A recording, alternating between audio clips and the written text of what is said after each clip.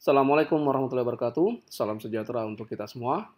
Kembali saya Catur Sasongko hadir. Kali ini akan mempresentasikan materi yang ada di pelatihan analisis laporan keuangan yang diselenggarakan oleh training.penerbitsalemba.com. Yang akan saya bahas adalah analisis DuPont untuk return on equity decomposition. Jadi nanti kita akan menguraikan return on equity, apa itu ROI, kemudian bagaimana formulanya, dan bagaimana dekomposisi dari ROI dapat membantu manajemen dalam upaya untuk terus memperbaiki kinerja perusahaan dari tahun ke tahun.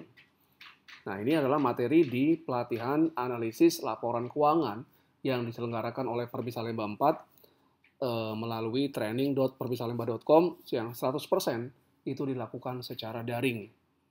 Nah, video lengkapnya dapat Anda lihat di training.perbisalemba.com, cari training analisis laporan keuangan. Kita mulai pembahasan, apa sih itu ROI atau Return on Equity? ROI adalah ukuran kinerja keuangan perusahaan. Formulanya laba setelah pajak tahun berjalan dibagi dengan total ekuitas atau juga kadang-kadang dibagi dengan total ekuitas rata-rata. Nah, return on equity ini adalah ukuran profitabilitas perusahaan. Berapa imbal hasil yang dibagikan kepada pemegang saham biasa atau ordinary shareholder. ROI memperlihatkan seberapa efisien perusahaan menghasilkan laba tersebut dengan aset yang dimiliki, dengan total pembiayaan, dan dengan efisiensi di kegiatan operasinya. Nah, semakin tinggi ROI umumnya semakin disukai oleh pemegang saham, investor, dan manajemen perusahaan. Nah, formula dasar dari ROI itu adalah laba setelah pajak dibagi dengan total ekuitas rata-rata. Nah, total ekuitas rata-rata ini, misalnya katakanlah kita mencari ROI tahun 2023. Maka ekuitas rata-ratanya adalah ekuitas tahun 2023 ditambah ekuitas tahun 2022 sebelumnya, kemudian dibagi dengan 2. Nah, ini adalah ekuitas rata-rata. Semakin tinggi ROI, umumnya semakin disukai. Jadi semakin besar imbal hasil untuk para pemegang saham biasa. ROI itu biasanya dijelaskan dalam bentuk persentase. Berikut ini adalah contoh perhitungan return on equity. Katakan di sebuah perusahaan PT ABC, ekuitas per 31 Desember 2023 adalah 2,591 triliun rupiah.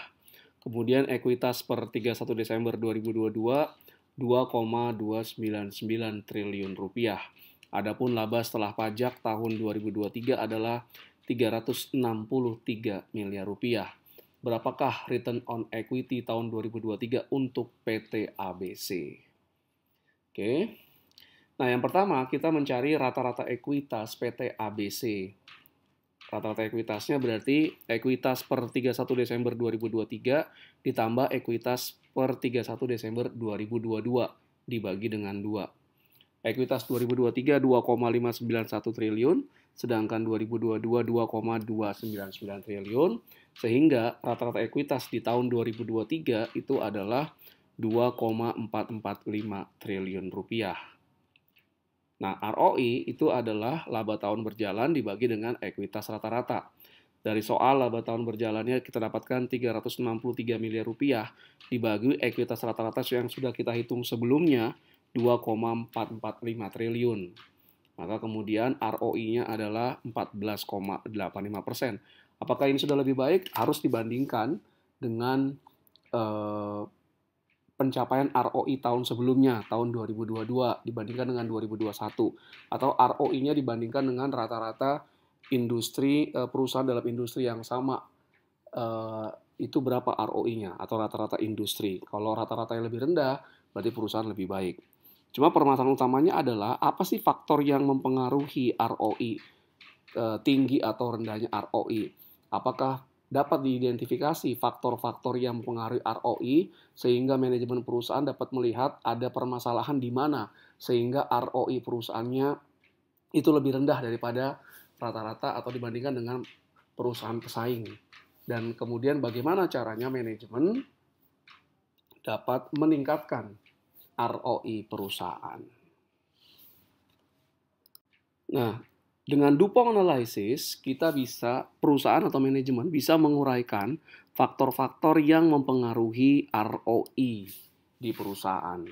Kemudian manajemen akan fokus pada masing-masing faktor tersebut dan mengidentifikasi kekuatan dan kelemahan yang ada dalam faktor-faktor tersebut dalam upaya untuk memperbaiki atau meningkatkan terus return on equity. Nah, ini pentingnya dari DuPont Analysis.